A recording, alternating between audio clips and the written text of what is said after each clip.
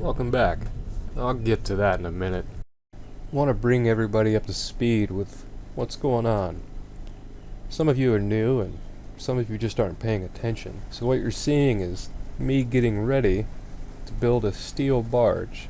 It'll have a wood cabin on top, and I'm going to live in it at anchor while I go to college and use a dinghy to go back and forth to school every day. Throughout these films, you're going to see a lot more than just the actual fabrication of a boat. However, everything you will see in these films is directly tied to what it takes to build this boat. For example, right now you're seeing me clear the land of the build site. This is the meadow that I showed you in the first video. I'm just clearing away the fallen branches, the leaves, and some small vegetation. I want to make sure that there's not much here that's still living that can catch on fire when we start grinding, welding, plasma cutting. This is to show you just how little I'm taking off the surface. I'm not actually removing any topsoil, just the leaves and those branches. I want to make sure the site is as smooth as possible so I'm not tripping over this stuff when I've got heavy things at the end of my crane. And that turned out pretty well. And I think it's always a good idea when you're using somebody's equipment to go ahead and make sure it's filled up when you're done. So now that that thing's all gassed up, let's get back to the exciting adventure we just had. Pretty good pile. We do a bunch of building. I just don't know about getting anything else on there. Hey, I appreciate it, Timbo.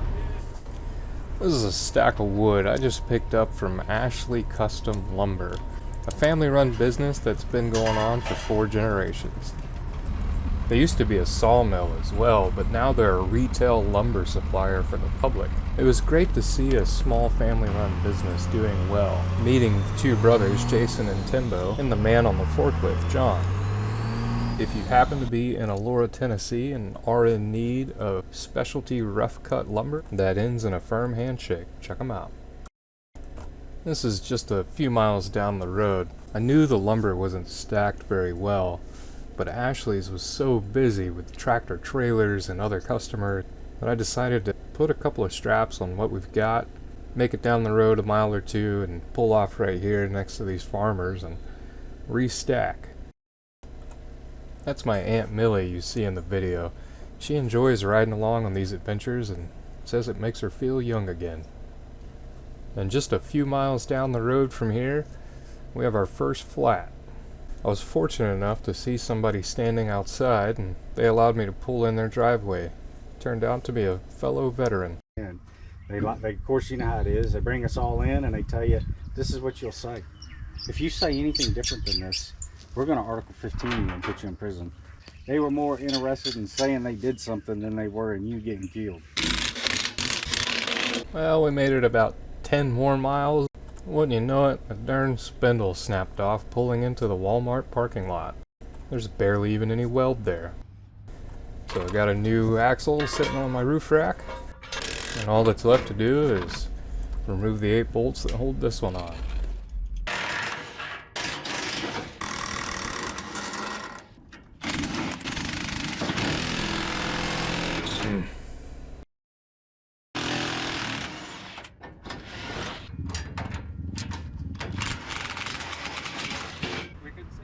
Then you didn't get it.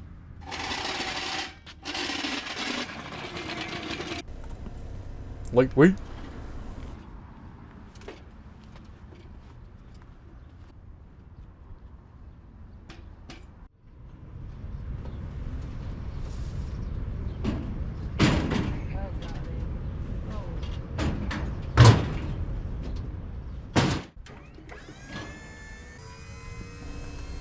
Crane is good.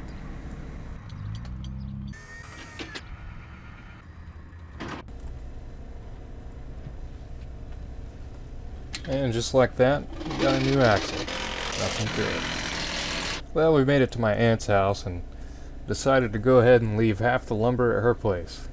I figured making another trip is cheaper than the cost of one tire. This is a storage container called an ISU 90. I used to use them back in the military. And just because I'm glutton for punishment, I went ahead and put the four-wheeler on there too. Well, about 400 miles later and some back roads, we ended up making it just fine.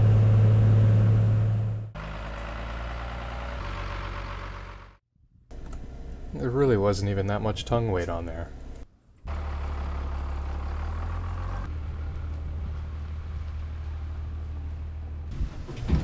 Won't be needing this anymore.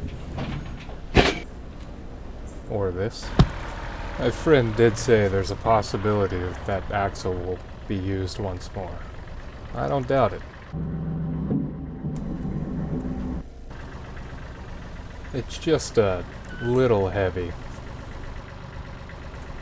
Have to try something else. Maybe the old crane truck will do it. Now, this isn't the heaviest thing I've ever tried to pick up, but it's definitely the sketchiest.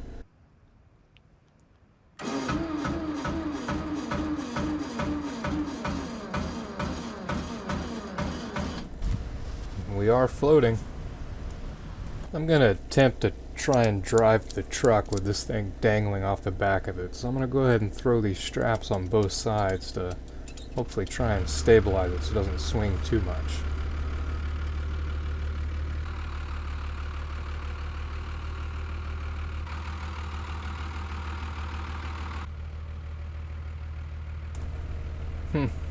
It actually worked.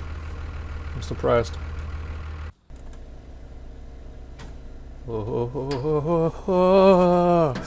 Oh goodness. That camera angle didn't quite show it, but look at the angle the truck was at. Let's just slowly walk this back.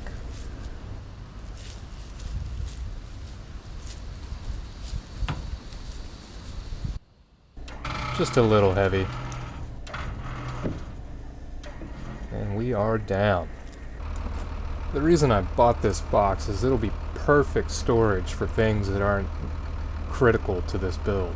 I'd considered like a 20-foot Connex, but the thing about a Connex is I have no way of moving it in the future. This one I can, and it's much cheaper. This is what we'll be working on in the next video, is getting this four-wheeler running.